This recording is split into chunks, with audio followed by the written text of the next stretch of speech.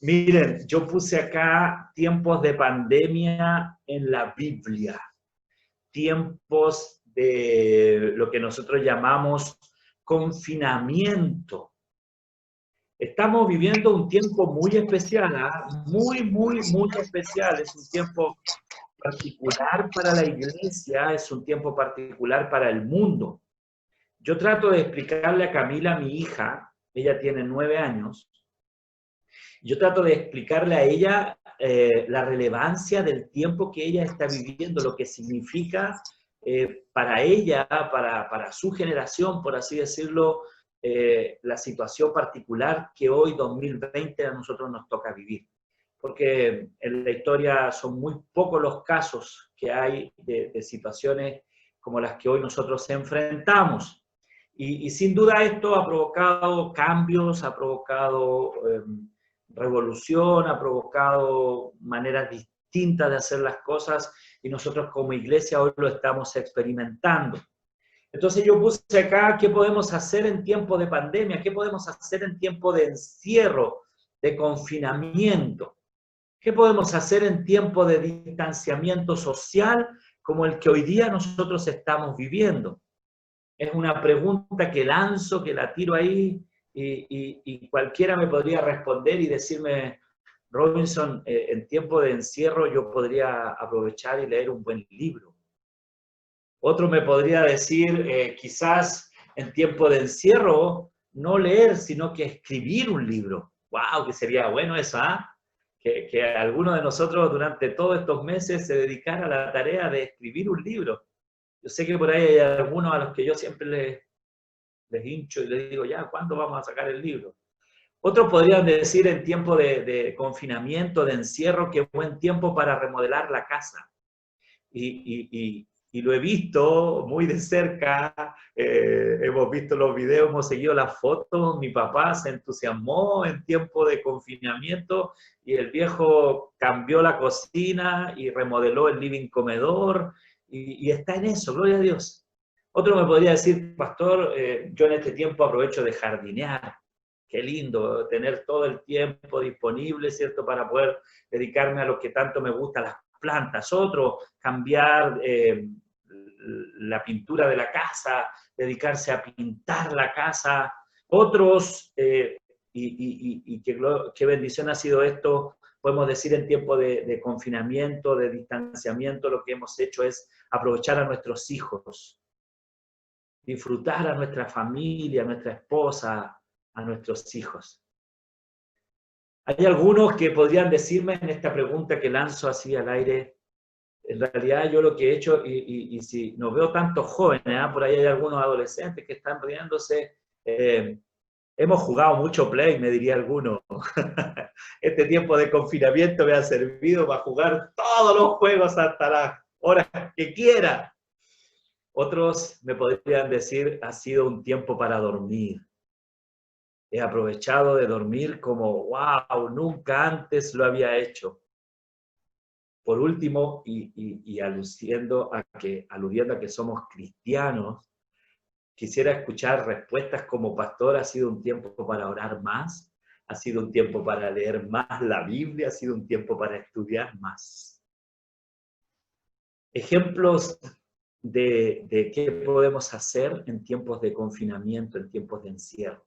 Pero yo quiero llevarlos en esta mañana a reflexionar un poquito, rápidamente, respecto a algunos ejemplos de encierro, algunos ejemplos de confinamiento que nosotros vemos en la Biblia, en la palabra de Dios. ¿Saben ustedes que en la Biblia hay varios hombres de Dios que debieron pasar por tiempos de confinamiento, por tiempos de encierro, por tiempos de aislamiento social? Póngale el nombre que quieran. Y lo que quiero que revisemos en esta mañana es un poco respecto de el tiempo que ellos vivieron, pero también la actitud y lo que ellos hicieron durante este encierro. Vamos a revisar rápidamente, insisto, 4 casos que yo veo en la Biblia y que quiero resaltarlo para nosotros hoy. Y el primero de ellos es el caso de Noé.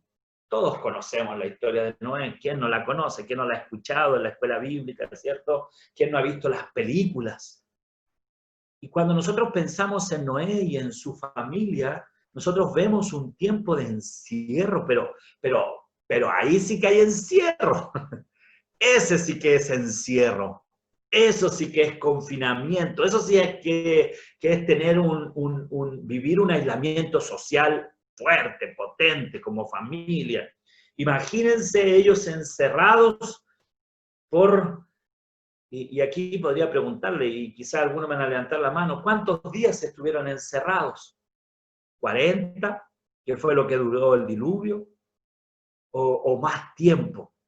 Y la Biblia, haciendo la sumatoria, más o menos nos muestra de que ellos finalmente estuvieron más de un año encerrados en un barco, en un barco. Los estudiosos dicen más o menos 370 días estuvo Noé y su familia, hermanos, encerrados, confinados. Wow, ahí sí que yo, en lo particular, de verdad, no sé si lo aguantaría, de verdad. Pero en el caso de ellos lo tuvieron que vivir, no tenían otra manera, no tenían otra escapatoria, por así decirlo. En el caso de Noé y su familia, ellos no disfrutaban como nosotros de hoy día comodidades, de distracciones. Nosotros hoy tenemos la tele, tenemos internet, tenemos los celulares, pero ellos estuvieron ahí confinados 370 días aproximadamente. La Biblia no nos indica mucho, no hay mucho detalle respecto de lo que Noé estuvo haciendo durante ese tiempo, pero nosotros podemos discernir de la lectura que claramente Noé y su familia tuvieron tiempo para trabajar. Noé sin duda debía todos los días preocuparse de sacarle leche, por ejemplo, a la vaca, porque si no la vaca se le iba a morir. Tenía que preocuparse de los animales, de darles de comer.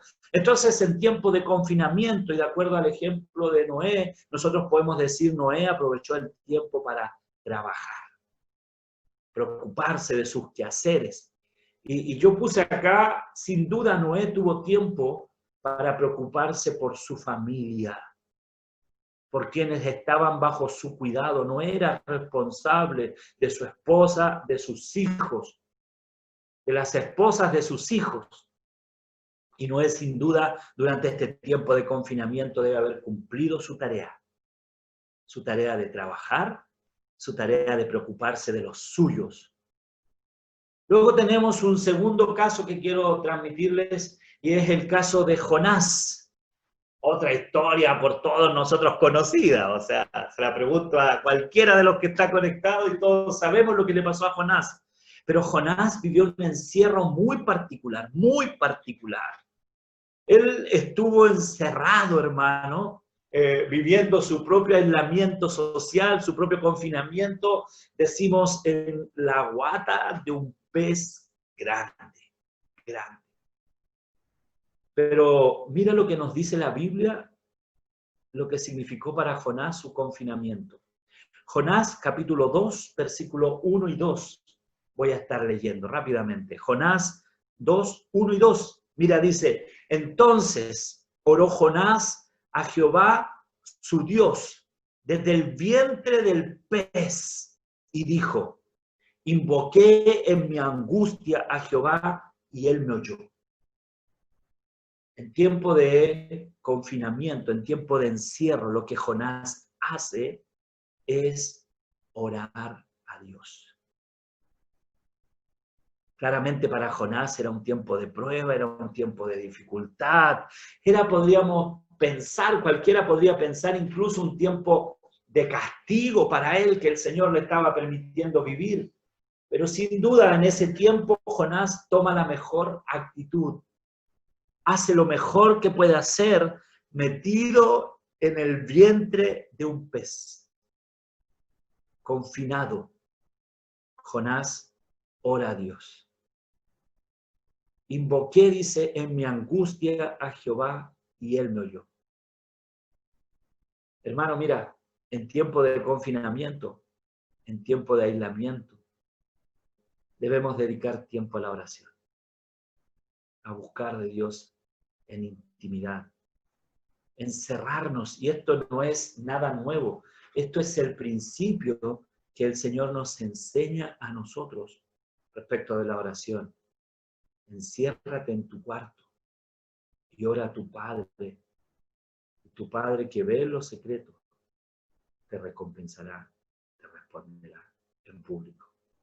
En tiempo de confinamiento, entonces Jonás hace lo mejor que cualquiera de nosotros debe y puede hacer. Buscar de Dios, orar. Pero hay otro caso que quiero compartir. Le dije, vamos a ver rápidamente, hay 4.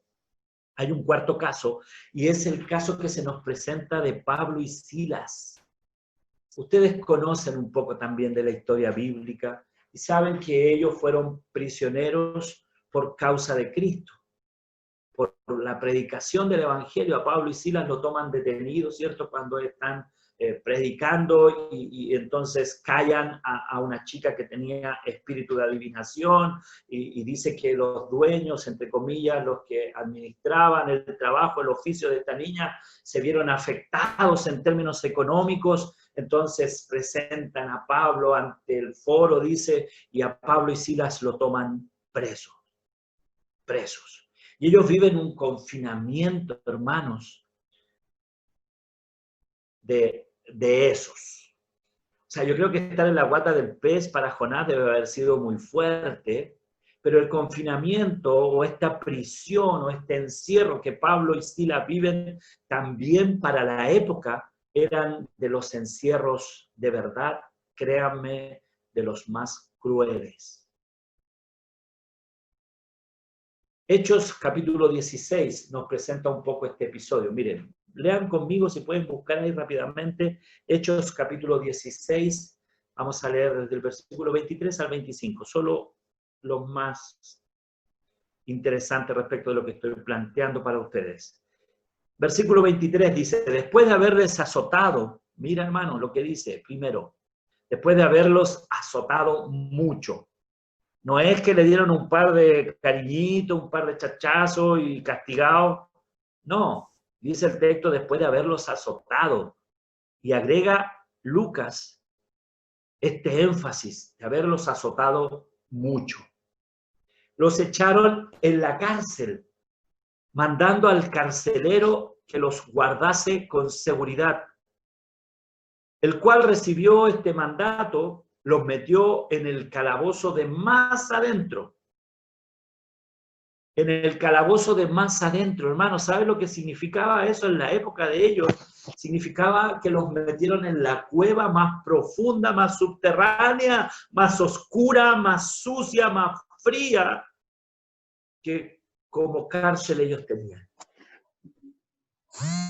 No solo lo metieron en ese calabozo, sino que dice, les aseguró los pies en el cepo. Hermanos, esto es estar confinados. Esto es estar encerrados. Esto es estar prisioneros, de verdad. Nosotros a veces nos quejamos un poquito, a mí, y debo ser transparente con ustedes, a mí esto del encierro, ustedes que algunos me conocen, yo sé que hay varios por ahí que me conocen, saben lo hiperkinético que soy, lo loco que puedo ser. No, yo soy la Olguita Marina, dijo alguien por ahí. Al tiro me empiezan a dar los bochornos, los mareos. ¿Me entiendes lo que quiero decir? A veces nos quejamos y creemos que estamos sufriendo lo peor de lo peor.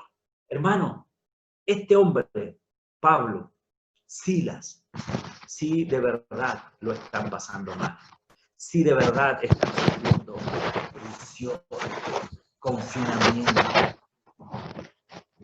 Y la causa es solo predicar el Evangelio de Cristo. Pero mira cuál es la actitud, hermano. Mira cuál es la forma en que esto se enfrenta. Esta es la actitud correcta, esta es la actitud de un hijo de Dios. Versículo 25. Pero a medianoche, orando Pablo y Silas, cantaban himnos a Dios y los presos los oían. Hermano, en tiempo de confinamiento, hermano, en tiempo de encierro, en tiempo de prisión, la actitud de un hijo de Dios, la actitud de un cristiano que conoce al Señor y sabe que Dios tiene cuidado de nosotros, independiente de las circunstancias, es esta. En tiempo de encierro, en tiempo de prisión, Pablo y Silas no se lamentaron, no lloraron, no le reclamaban a Dios que injusto que nos esté tocando vivir esto. Por el contrario, la actitud de ellos era una actitud de oración, era una actitud de alabanza, era una actitud de adoración, hermanos. Tanto así que los carceleros, los presos que estaban con ellos, los oían. ¡Wow! Eso, hermano, debemos aprender nosotros. Debemos sacar para nosotros en este tiempo. En tiempo de pandemia, en tiempo de encierro, en tiempo de confinamiento. Lo que yo como hijo de Dios hago es orar a Dios, es adorar al Señor, es cantar himnos y agradecer al Señor por la oportunidad que nos permite vivir hoy. Dije que iba a revisar 4 casos. Vamos al cuarto y con este vamos a profundizar un poco más. Y aquí voy a centrar un poco más mi predicación en esta mañana. Pablo preso en Roma. Tenemos a Pablo con Silas, ahora tenemos a Pablo preso en Roma. Y Pablo preso en Roma es una historia que nosotros debiéramos aprender, leerla, porque hay una cantidad de valor en esto, hermanos. Antes de ver la historia de Pablo, permítanme una pequeña introducción histórica. Mira, dice, lo voy a leer textual para ser muy cierto en el texto. Dice, en el año 1675, en Bedford, Inglaterra, el famoso predicador puritano y escritor John Bunyan fue arrestado por predicar públicamente sin permiso. Fue encarcelado, dice, durante 6 meses. Previamente, él había pasado 12 años en prisión, donde escribió muchos libros y folletos. Así que en lugar de ver este nuevo encarcelamiento como una gran tragedia, lo tomó desde un punto de vista optimista. Él escribió y dice, he estado sin escribir mucho tiempo. Quizás esto, más que una prisión, es como una oficina en la que puedo alcanzar el mundo con el mensaje de Cristo. La gratitud. El fruto de este corto encarcelamiento es innegable para nosotros hasta nuestros días. Fue durante estos meses que él escribió el libro famoso El progreso del peregrino. Una alegoría de la vida cristiana que es quizás el libro más famoso escrito en el idioma inglés y traducido hasta nuestros días a más de 200 idiomas. Volvamos a Pablo preso en Roma, encarcelado, prisionero, confinado, hermanos. Miren, debemos entender, de acuerdo a lo que leemos en la Biblia, de acuerdo al estudio un poquito más minucioso de los textos bíblicos, su encarcelamiento en Roma, ya casi al final de su ministerio y de su vida, es un confinamiento distinto a la escena que veíamos en el cuadro anterior, donde está en el calabozo, con cepos apretados junto a Silas. El encarcelamiento de Pablo en esta oportunidad, en el periodo 55, 57, por ahí más o menos lo marcan los estudiosos, los escritores, es un confinamiento para Pablo en una cárcel pública, pero en una condición distinta a la que veíamos en la escena anterior. Acá a Pablo lo tenemos más bien en una prevención, en una cárcel preventiva. Podríamos decir, para nuestro tiempo un poco, hablaríamos de un arresto domiciliario.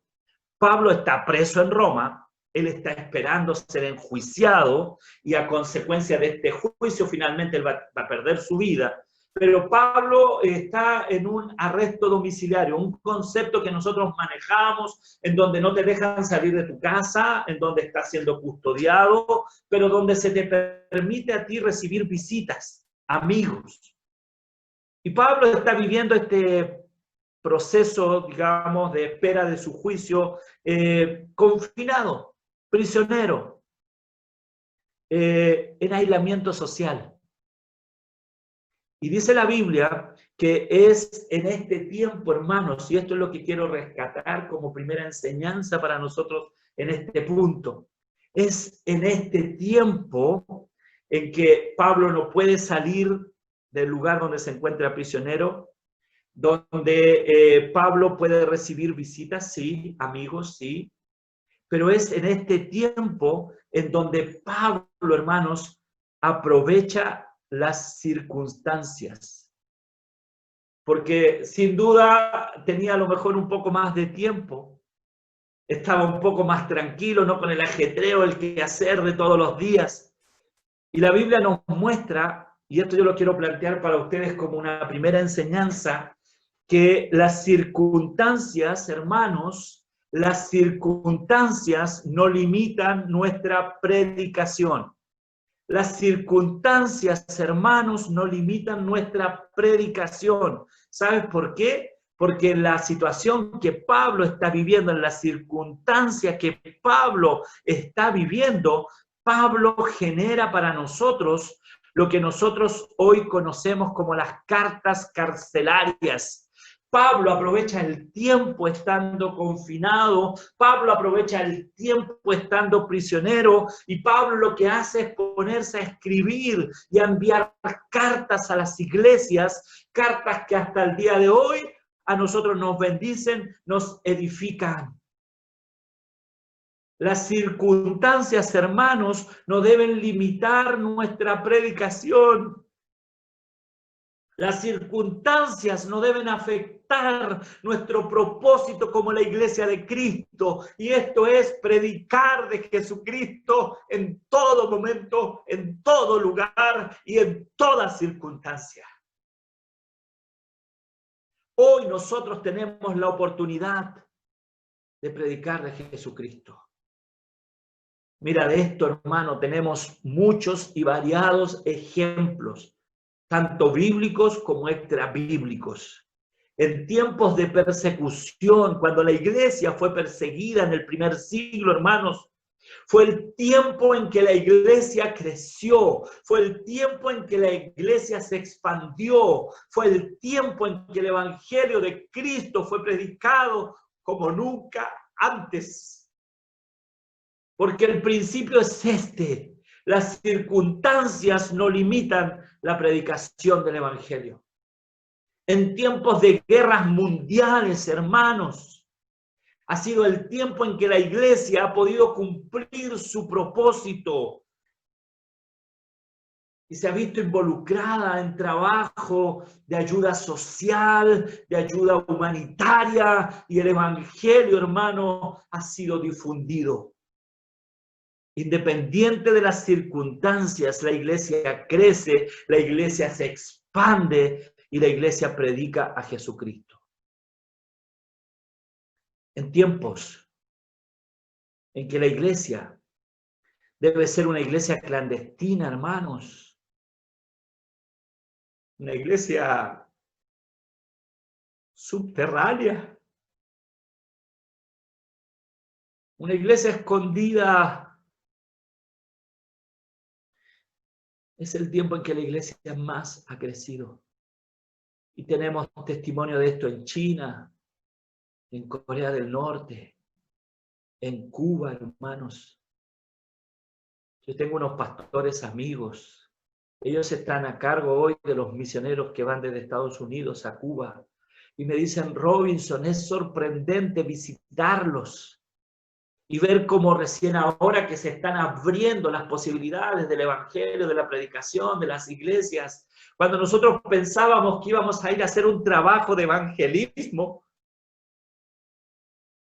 llegamos a reuniones en donde hay 300, 400, 500 pastores que están esperándonos. ¿Sabes? Las circunstancias no limitan la predicación del Evangelio. En tiempos de pandemia, nosotros tenemos la misión de predicar a Jesucristo, hermanos. Y tenemos la oportunidad de ver, al igual que en estos ejemplos, que la iglesia crece, la iglesia se expande y la iglesia predica, independiente de las circunstancias. Sin duda es lo que nos toca vivir a nosotros, a nuestra generación. Hoy somos la generación 2020. Hoy es tiempo de predicar en confinamiento, hermanos. Es tiempo de predicar en tiempo de distanciamiento social, de encierro. Hoy debemos entender, puse yo aquí, que es tiempo en que la iglesia debe crecer, expandirse y predicar. Todos los medios, todos los recursos disponibles para que la iglesia predique. Hoy más que nunca tenemos todos los medios, todas las redes sociales a nuestro favor. Yo puse aquí, hoy hay más teléfonos celulares que personas. Yo hoy día tengo 2 celulares. Mi señora hoy día tiene 2 celulares. Hoy tenemos una oportunidad preciosa, hermano. Preciosa, independiente de las circunstancias. No limitemos la predicación del Evangelio de Jesucristo.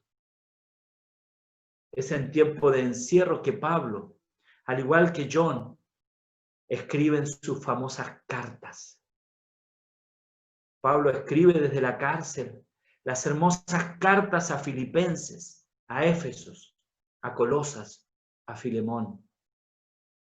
Escribe las cartas pastorales de Timoteo, de Tito. Cartas que perduran hasta nuestros días, siendo parte del canon bíblico, nos bendicen, nos edifican. Primera enseñanza, hermanos. Las circunstancias no limitan nuestra predicación. Segunda enseñanza. Siempre, siempre, para los hijos de Dios, puede salir algo positivo de lo negativo. Siempre, hermano. Y aquí lo estamos viendo. Y la pandemia no puede ser una excepción. Y el confinamiento para nosotros hoy no puede ser una excepción. Y el tener distanciamiento social para nosotros hoy no puede ser una excepción de algo que parece negativo. Dios puede convertirlo en algo positivo para nosotros. Esa es la experiencia de Pablo. Esa es la experiencia de la iglesia en China, de la iglesia en Corea, de la iglesia en Cuba. Esa es la experiencia de la iglesia primitiva del primer siglo. Y hay un texto que por nosotros es conocido y quiero solo usarlo para reafirmar esta idea. Génesis capítulo 50, versículo 20. El gran José, el que era ya una autoridad en el imperio egipcio, él expresa y dice, vosotros pensasteis mal contra mí, mas Dios lo encaminó a bien para hacer lo que vemos hoy, para mantener en vida a mucho pueblo, hermanos. La enseñanza para nosotros es que en tiempo de algo negativo, Dios puede revertirlo en algo bendecido para nosotros, en algo positivo para nosotros, en una bendición. Yo quiero desafiarte, iglesia, Betel, a todos los que están escuchando en esta mañana. ¿Sabes? Tiene que ver con nuestra actitud. Tiene que ver con nuestra fe, tiene que ver con nuestra esperanza, tiene que ver con entender que el Señor tiene propósitos, planes para nosotros hoy. Y quiero terminar con una tercera enseñanza, y aquí sí me voy a tomar un poco más de tiempo. Para esto requiero mínimo 2 horas, así que acomódense ahí en sus asientos. Tercera enseñanza. En tiempo de pandemia puede ser para nosotros un tiempo de perdón. Tiempo de pandemia es tiempo de perdón. Por favor, si puedes buscar en segunda de Timoteo, perdón. La segunda carta de Pablo a Timoteo.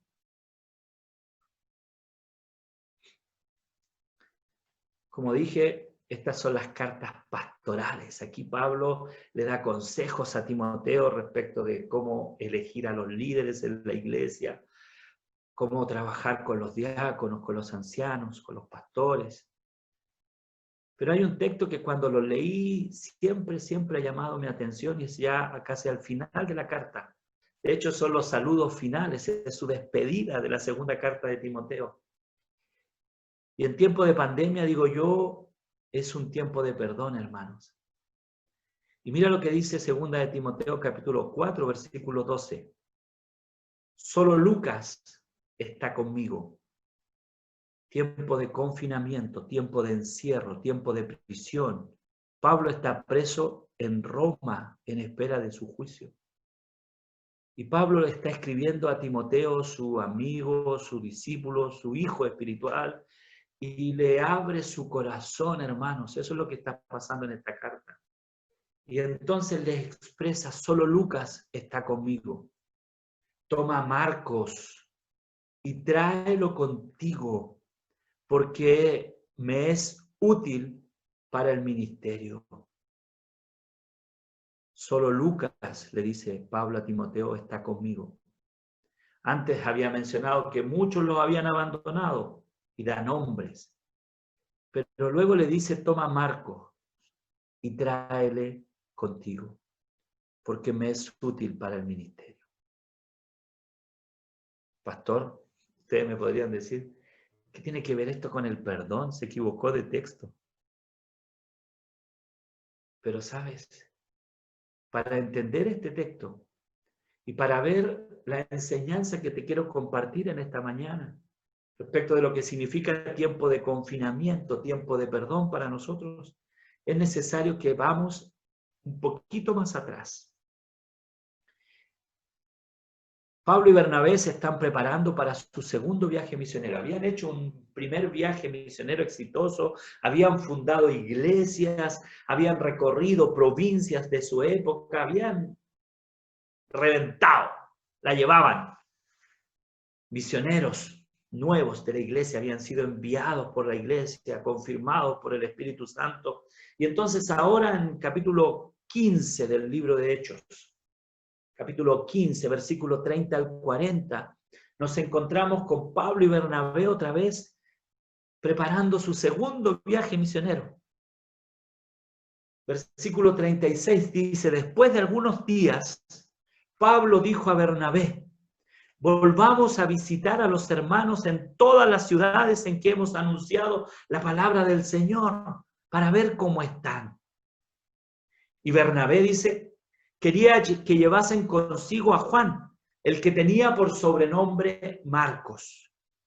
Pero Pablo no le parecía bien llevar consigo al que se había apartado de ellos desde Panfilia y no había ido con ellos a la obra. Versículo 39, hermanos. Y hubo tal desacuerdo entre ellos que se separaron el uno del otro. Bernabé, tomando a Marcos, navegó a Chipre, y Pablo, escogiendo a Silas, salió encomendado por los hermanos a la gracia del Señor. Mira, hay un problema que se nos presenta en el libro de Hechos, hay un problema que se nos presenta en este texto. Hay, hermanos, una discusión, un desacuerdo tan grande que no logran Pablo y Bernabé conciliar sus puntos de vista. Lo que está sucediendo en este cuadro, hermanos, lo que estamos viendo en esta parte de la historia, permítanme resumirla muy rápidamente. Pablo y Bernabé habían ido en su primer viaje misionero. En su primer viaje misionero había ido con ellos Juan Marcos. Juan Marcos era primo de Bernabé, entendemos un poquito más joven, entendemos en ese momento, podríamos decir, un joven un tanto mimado, porque pareciera que la familia de Juan Marcos era una familia acomodada. Dice que la madre de él era María, tenía una casa grande, cómoda, muchos cristianos se reunían en su casa, compartían con ellos. Dice la Biblia, el texto, que esta familia tenía sirvientes, porque dice que una chica que era sirviente fue y abrió la puerta cuando Pedro golpea. Entonces Juan Marcos al parecer vivía en esa situación y Juan Marcos se entusiasma, ¿cierto? Y quiere ir con Pablo y Bernabé en el primer viaje misionero. Los acompaña y pareciera que llegó hasta como la mitad del viaje y hasta ahí nomás le dieron la fuerza, las ganas y entonces decide volver a su casa, al cuidado de la mamá, porque en el viaje con Pablo y Bernabé nadie le hacía la cama seguramente, nadie le servía el almuerzo. Entonces están ahora Pablo y Bernabé preparando su segundo viaje misionero, ir a visitar las iglesias que habían fundado. Entonces Pablo le dice a Bernabé, vamos. Y Bernabé le dice, vamos Pablo, yo te apaño hermano, vamos contigo en todas, yo te acompaño. Pero vamos en esta oportunidad con Juan Marcos, mi primo. Y Pablo le dice, no, para.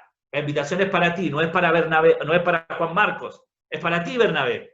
Y Bernabé le dice, ya, pero si Juan Marcos ya está más grandecito, han pasado 3, 4 años, ya está más crecidito, ha aprendido mucho más. Vamos, démosle una oportunidad. Y Pablo le dice, no, Juan Marcos no va. Y Bernabé le dice, ya, pues Pablo, no te pongáis mañoso, ¿qué te pasa? Vamos, si quiere aprender, si, démosle la oportunidad.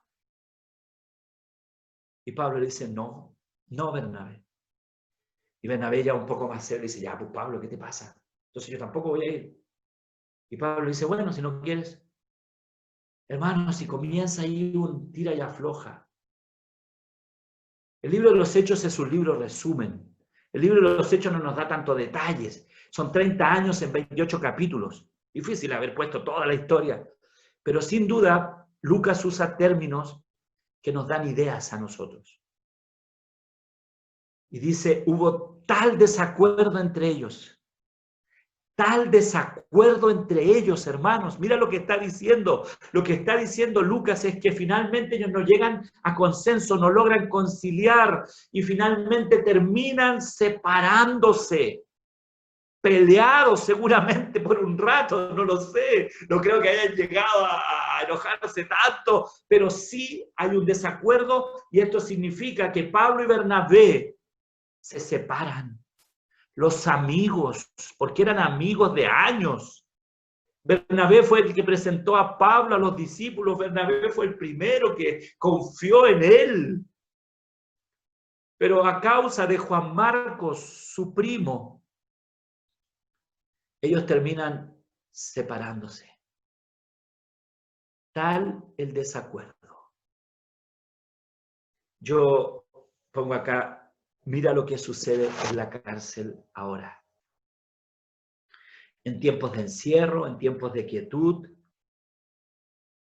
Parece ser que es en estos tiempos que valoramos, reflexionamos, meditamos en Dios, sí, pero también en aquellos que nos han herido, que nos han hecho daño.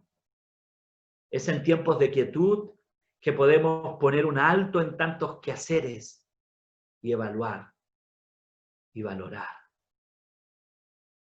Yo no me atrevo a mencionar que es en la cárcel donde Pablo perdona a Juan Marcos, porque pareciera que ya el proceso había sido sanado. Pero lo que valoro, hermanos, es la actitud que Pablo tiene. Lo que valoro, hermanos, es la manera en que Pablo se expresa hacia Juan Marcos. Sin duda, lo que esta carta está mostrando en Timoteo es una actitud de perdón, una actitud de reconciliación, una actitud de unidad, una actitud de que el Señor había sanado el corazón de Pablo. Y Pablo lo expresa de manera pública para que todos los que iban a leer su carta, hermanos, se enteraran de lo que está sucediendo. El perdón muchas veces debemos expresarlo, debemos hacerlo público. No basta con decir, no, si yo perdoné a mi hermano, no, si yo ya no tengo rencor contra él.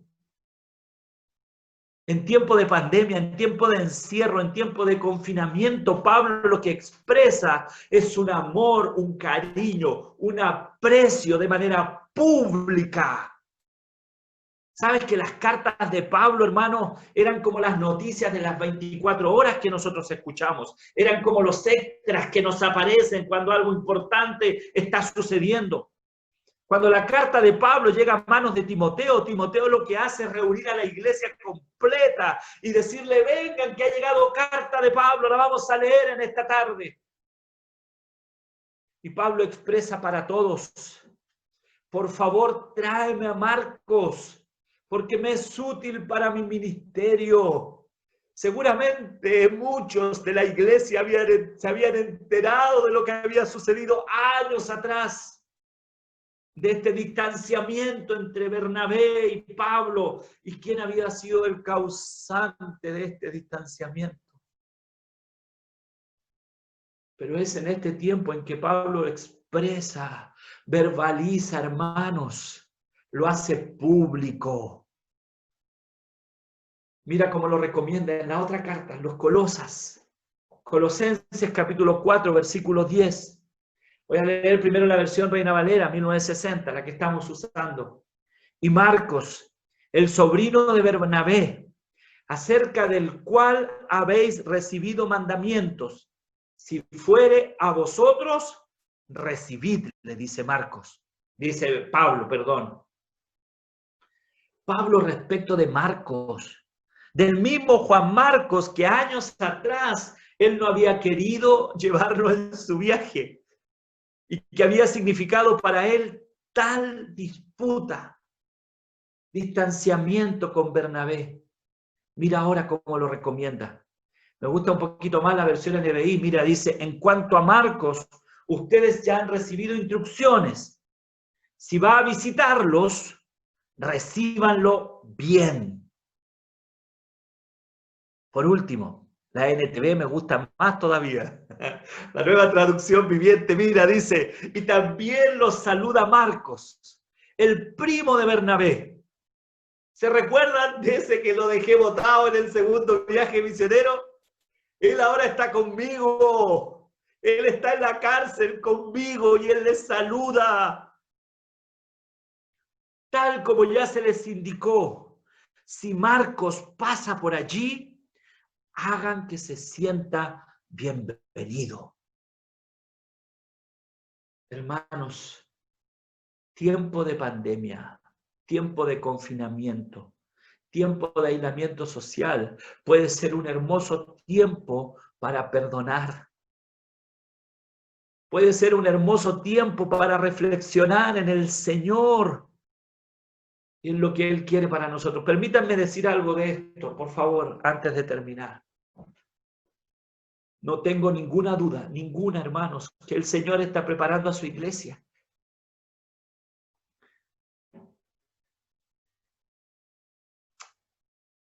El Señor ha permitido este tiempo para nosotros, padres, para apegarnos, allegarnos más a nuestras familias. El Señor ha permitido este tiempo para preparar corazones. El Señor ha permitido este tiempo para preparar a su iglesia para lo que viene. Sabemos a la luz de la palabra, no hay tiempos mejores para nosotros como humanidad, todo lo contrario.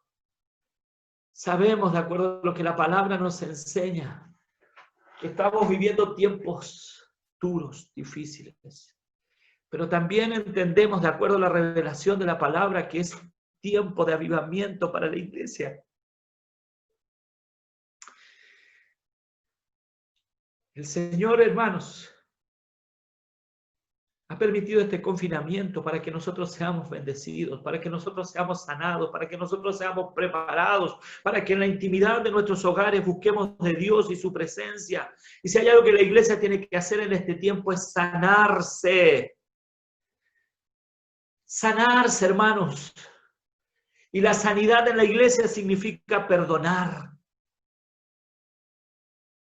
En tiempo de confinamiento, nosotros entendemos que las circunstancias no limitan nuestra predicación.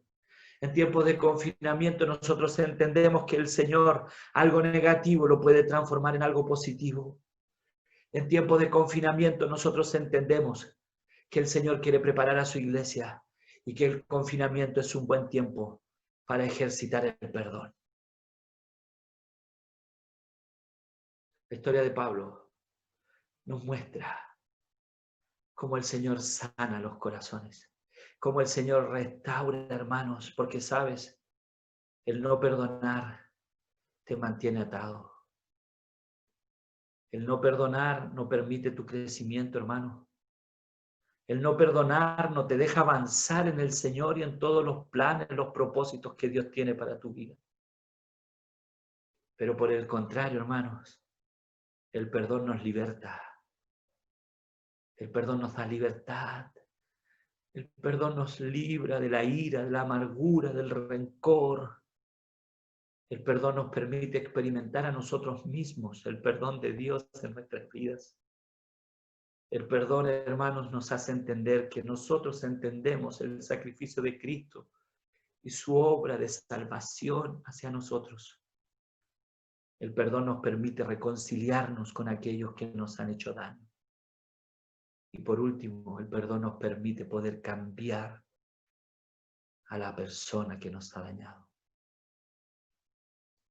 Dios nos ayude en este tiempo a experimentar en tiempo de pandemia, en tiempo de aislamiento social, en tiempo de confinamiento, un tiempo en que podamos ser preparados por el Señor para todo lo que Él tiene para nosotros en adelante. Iglesia Betel, el Señor quiere en este tiempo que como iglesia tú seas expandida, tú crezcas, tú sigas predicando a Jesucristo. Iglesia Betel, en este tiempo el Señor quiere hacerte entender que no es un mal tiempo el que vivimos, es un buen tiempo. ¿Sabes por qué? Porque es un tiempo que Dios dispone, es un tiempo que Dios ha permitido. La pandemia no se le escapó al Señor. Ese bicharraco llamado COVID no es que se le haya escapado a los chinos, como muchos creen. El Señor lo ha permitido. Si el Señor lo ha permitido, está bien. Por último, hermanos, que este tiempo sea un tiempo en que podamos perdonar y ser sanados, restaurados. Que el Espíritu Santo de Dios traiga luz, que el Espíritu Santo de Dios traiga revelación, que el Espíritu Santo te haga entender qué es lo que tú necesitas. ¿A quién necesitas perdonar? ¿A quién necesitas llamar durante este tiempo y decirle, sabes, Dios ha sanado mi corazón y quiero perdonarte, porque quiero estar bien para todo lo que viene de parte del Señor para su iglesia? Hay un principio que dice que a ofensas privadas, disculpas privadas.